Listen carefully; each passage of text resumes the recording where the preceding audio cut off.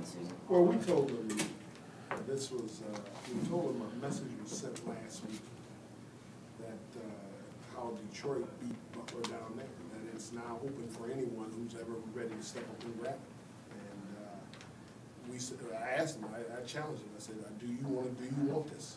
And it's got to start here, and that's what they did. They went out to take this one here. And I knew by taking this, it doesn't put us like we're way on top or anything, but what it has done is that, you know, now we've played 3 road games and won all 3 road games. People still got to come back to Cleveland State, and that gives us an advantage.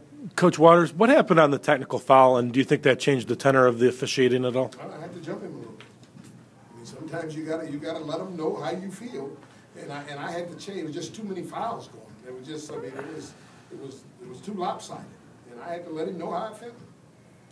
Now, you need to know something else. I've only had 2 technicals in my entire life. That's one of them. Okay, so that tells you. Coach, Pope missed out in the first half. Can you talk about playing without him in the second half? Well, and that's why, you know, I thought our kids stepped up in the second half, because we had to play without Aaron, and we need Aaron out there. But you know what the most positive thing occurred?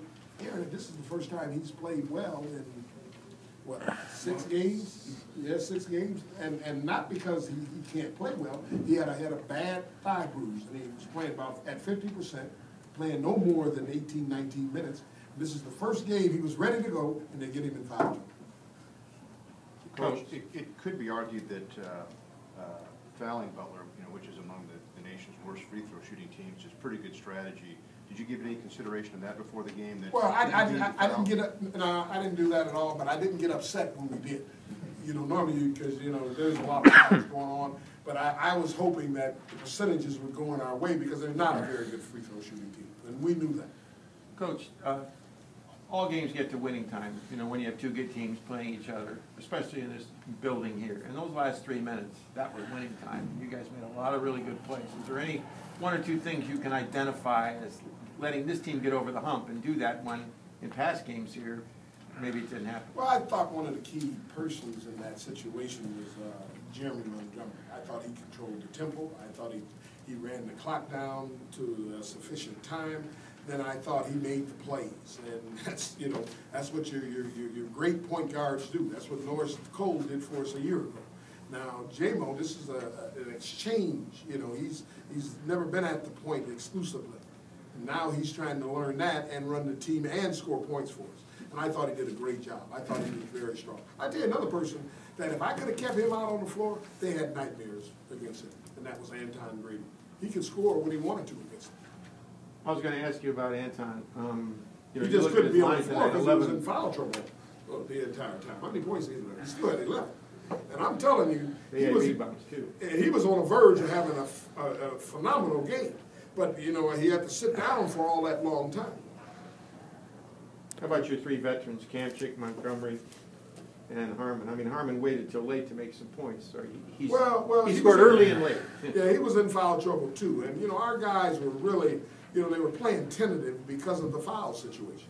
And when you do that, you know, you really don't show what exactly you can do. But I thought they didn't back down, and I thought they understood what we had to do. And in those last 3 to 4 to 5 minutes, I thought everyone picked up and played the best they could. Butler made 7 2-point field goals all game. What was your strategy going in defensively? Well, we want to take away Smith. Smith has hurt us 3 games in a row, scoring in the 20s, and we said we can't let him score like that. And so anytime it went in there, we were swarming that basketball. We were making sure they kick it out.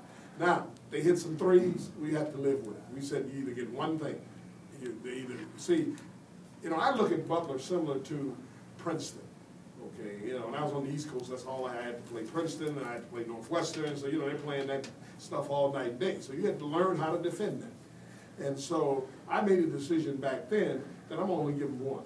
I'm either give them back doors or give them threes. So I normally took away all the back doors and made them shoot threes.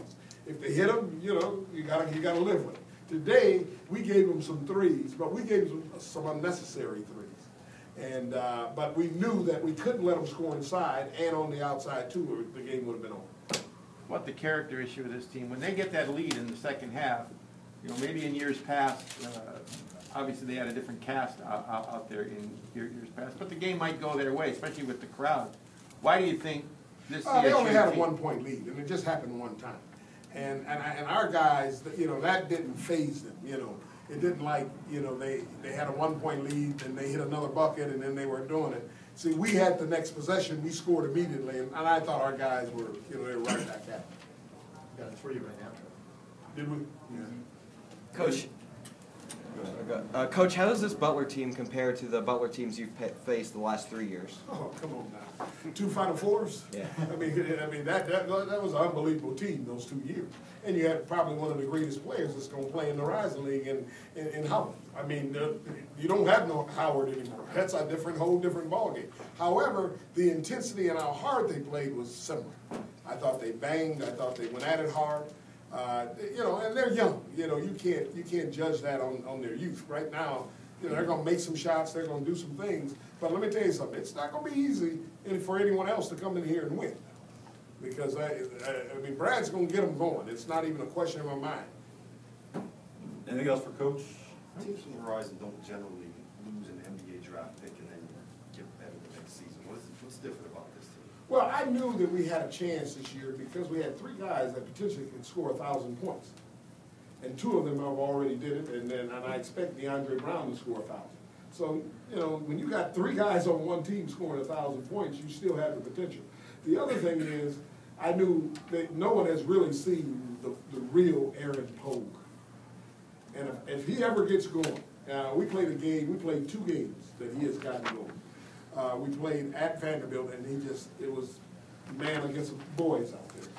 And then we played Rhode Island, and when he played those 2 games, he came to play, and the game was easy for him. I'm hoping that he's back, you know, back feeling healthy again, and if we can get him going, it's going to really help our guys on the outside, and that's the difference of our team. Anything else?